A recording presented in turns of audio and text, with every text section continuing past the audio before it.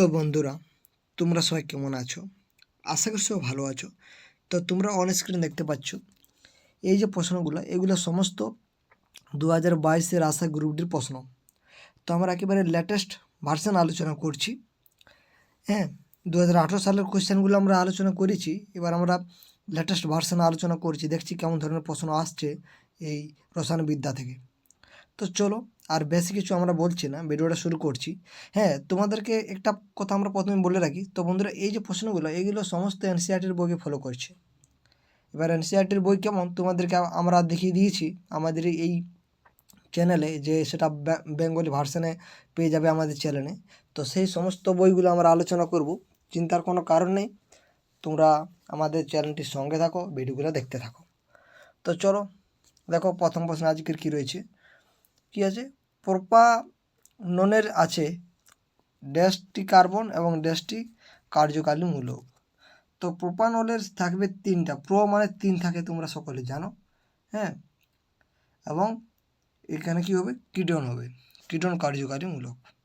Next, নিচের কোন মৌলটির যোজ্যতা 3? তো আমরা যোজ্যতা 3 কখন বলবো? যখন সেই কক্ষে 3টা ইলেকট্রন ঘাটতি আছে, বা 3টা ইলেকট্রন যদি সে পূরণ করে তাহলে সে 8 হয়ে যাবে, বা 3টা ইলেকট্রন সে যদি বর্জন করে তখন সেই তার কক্ষে 8টি ইলেকট্রন হয়ে যাবে, এরকম হবে। তো দেখো, আমার প্রথমে অ্যালুমিনিয়াম দেওয়া আছে। অ্যালুমিনিয়ামে যদি আমরা ইলেকট্রন বিন্যাস করি তাহলে কত হবে বন্ধুরা? 2 8 7 এরকম হবে। তো হ্যাঁ, এরকমই হবে আশা করি, নাকি এখানে 3 হবে? তোমরাই বলো। তো আমাদের যেটা সঠিক হবে সেটা হচ্ছে কোনটি? সঠিক এটি।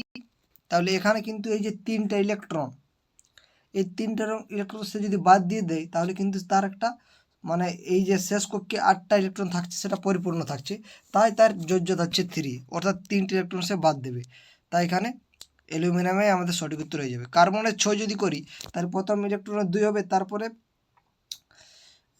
4 হবে। তো এখানে আরও 4টি ইলেকট্রন দরকার, বা তাহলে তো তার 8টা হবে। তাই এখানে 4 কিন্তু দেওয়া নেই, তাই আমাদের এখানে কার্বন হচ্ছে না। ম্যাগনেসিয়াম সেরকমভাবে করতে পারো তোমরা। তো চলো তারপর প্রশ্ন দেখো। কোনো ব্যক্তিকে মৌমাছি হুল ফোটালে, অর্থাৎ আপনাকে যদি মৌমাছি আপনার গায়ে বসে আপনাকে যদি বেঁধে দেয়, তাহলে কোন রাসায়নিক পদার্থের যন্ত্রণা থেকে মুক্তি পেতে আপনি কী করবেন? তো কী ব্যবহার করবেন? তো এক্ষেত্রে তোমরা সকলেই জানো ঘরোয়া উপায়, সেটা হচ্ছে বেকিং সোডা ইউজ করে থাকে। Option B is the right answer.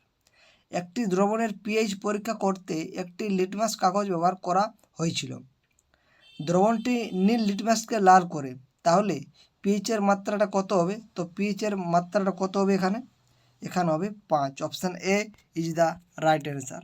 Next, Shreya ঘন সালফিউরিক অ্যাসিড আছে এমন একটি টেস্ট টিউবে কিছুটা ক্যালসিয়াম যোগ করলো, বিক্রিয়াটির প্রধান বিক্রিয়াজাত পদার্থ কী হবে? তো সালফিউরিক অ্যাসিডের সংকেতটা কেমন? H2SO4। তো হ্যাঁ, তো এর সাথে একটা টেস্ট টিউব কি ক্যালসিয়াম যোগ করছে, তাহলে এখানে বিক্রিয়াজাত পদার্থ কী হবে? তো এখানে আমাদের যে বিক্রিয়াজাত পদার্থ হবে সেটা হচ্ছে ক্যালসিয়াম সালফেট হবে। Option A is the right answer হবে, মানে এটা তৈরি হবে। তো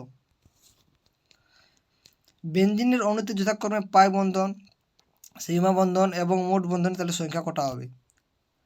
তাহলে দেখো, এখানে তোমরা দেখতে পাচ্ছ, এখানে দেখো মোট বন্ধন, এখানে অবশ্যই যোগফলটা তার সাথে সমান। দেখো এখানে দুটো আমরা যোগ করবো, সেটা 15 হবে, কিন্তু এখানে যদি 6 6 যোগ করি কোনো দিনও হবে না।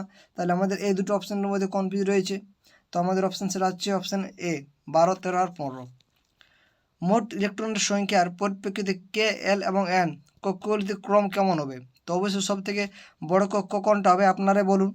তো তোমরা অনেকেই সঠিক উত্তর বলতে পেরেছো যে এম কক্ষ সব থেকে বড় হবে। আমরা যদি কে, এল, এম দেখি তাহলে সব থেকে বড় কে হবে? এম হবে। তাহলে এম হবে সব থেকে বড়। কোথায় দেওয়া আছে দেখো, অপশান এ আর ডি দেওয়া আছে, কিন্তু আমাদের ডিটা নেব, কারণ দেখো এখানে অন্যরকম দেওয়া আছে, সিকোয়েন্স দেওয়া নেই। নিউল্যান্ডস তার অষ্টককে ড্যাশের সাথে তুলনা করেছিল। তোমাদের এখানে প্রশ্ন আসতে পারে, এটা ইজি প্রশ্ন দেবে না, যে নিউল্যান্ডের সূত্রটার নাম কি? তো তোমরা বলবে সবাই অষ্টক। তো এখানে ড্যাশের তুলনা করেছিল, সেটা হচ্ছে কার সাথে তুলনা করেছিল? সেটা হচ্ছে স্বরলিপির সাথে তুলনা করেছিল। ধাতু সম্পর্কে নিচের কোন বিবৃতিটি সঠিক নয়? দেখো নয় বলে দিয়েছি, এরকম ধরনের প্রশ্ন আসবে কিন্তু। তো এই নয় শব্দটা অবশ্যই ভালো করে রাখবে। তো দেখো সাধারণত ধাতুগুলি আম্লিক অক্সাইড গঠন করে, এটা একেবারে ঠিক নয়।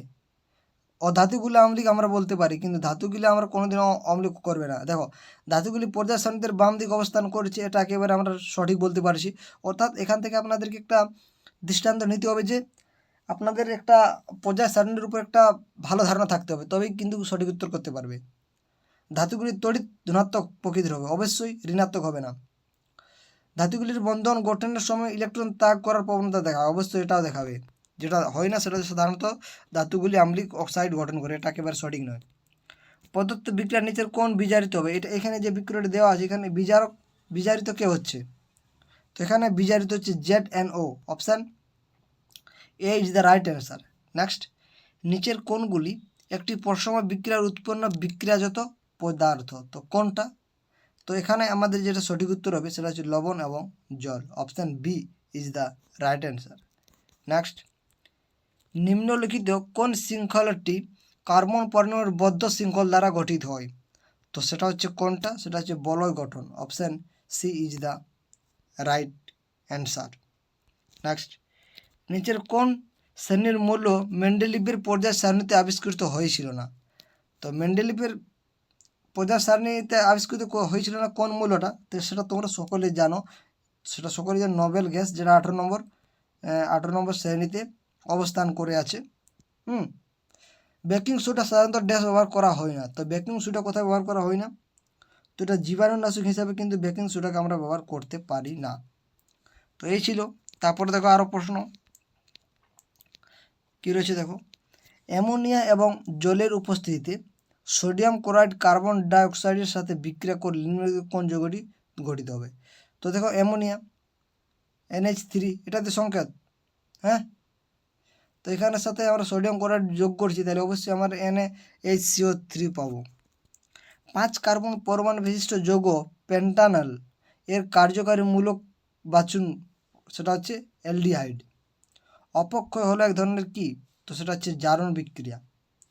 অপক্ষয় হচ্ছে এক ধরনের জারণ বিক্রিয়া। তোমরা দেখতে পাচ্ছ কেমন ধরনের প্রশ্ন দিচ্ছে, তোমাদেরকে একদম সোজা সাপটা জিজ্ঞাসা করছে না যে সূত্রটা কার, এটা কে করেছিল, এরকম কোনোদিন জিজ্ঞাসা করবে না প্রশ্ন। এখন স্ট্যান্ডার্ড হয়ে গেছে প্রশ্নের লেভেল। তারপরে দেখো দ্বিতীয় শ্রেণীর ধাতু ত্রয়ী নিম্নলিখিত কোন মৌলগুলো নিয়ে গঠিত? ত্রয়ী, তো সেটা ক্যালসিয়াম, SR এবং BA। তারপর দেখো লেড 2 নাইট্রেট এবং পটাশিয়াম আয়োডাইডের দ্রবণ মিশ্রিত হলে অধক্ষেপ যৌগটি কোনটা হবে? তো এক্ষেত্রে আমাদের যেটা সঠিক উত্তর হবে সেটা হচ্ছে কোনটা বন্ধুরা? সেটা হচ্ছে লেড আয়োডাইড। দেখো তারপরে যৌগ এক্স কাঁচা এবং সাবান শিল্পে ব্যবহৃত হয়, তাহলে ওই যে যৌগ এক্সটা এটা কিন্তু কাঁচা এবং সাবান শিল্পে ব্যবহার করা হয়।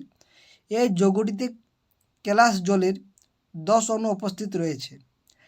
এর দ্রবণের পিএইচের হচ্ছে 7-এর চেয়ে বেশি। তাহলে যৌগটা শনাক্ত করতে বলছে এক যৌগটা কি?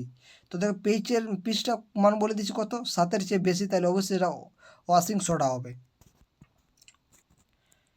বিউটেন এবং পেন্টানেনের মোট সমবায় এবং আইসোমারের সংখ্যা যথাক্রমে কত? সেটা হচ্ছে 2 এবং 3। নেক্সট কী রয়েছে? ক্লোরিন, ব্রোমিন এবং আয়োডিন একটি ডোবেরানার ত্রয়ী গঠন করে। ক্লোরিন এবং আয়োডিনের পারমাণবিক ভরের ড্যাশের কাছাকাছি। তো এখানে আমাদের যেটা সঠিক উত্তর হবে সেটা হচ্ছে 79.9। ওজনের এক অণুতে কতগুলি অক্সিজেন পরমাণু আছে? ওজনকে আমরা O3 বলি, তো তাই এখানে 3 অণু আছে অক্সিজেন। নিচের কোন পদার্থের থেকে ইথানল পাওয়া যায়? তো ইথানল আমরা যদি পেতে হয় তাহলে আমরা আখ থেকেই পেয়ে থাকি সাধারণত। নেক্সট, দুধের পাস্তুরাইজেশন করা হয়, ওইটা কিসের সময়? তো দুধে উপস্থিত কোনো ব্যাকটেরিয়া বিনষ্ট করতেই আমরা পাস্তুরাইজেশন করে থাকি। রেফ্রিজারেটরের যে গ্যাসের উপস্থিতি লক্ষ্য করা যায় সেটা হচ্ছে কোনটা? সেটা হচ্ছে CFC, এবং CFCটা ওই O3 অর্থাৎ ওজোন স্তরকে ক্ষতি করে CFC।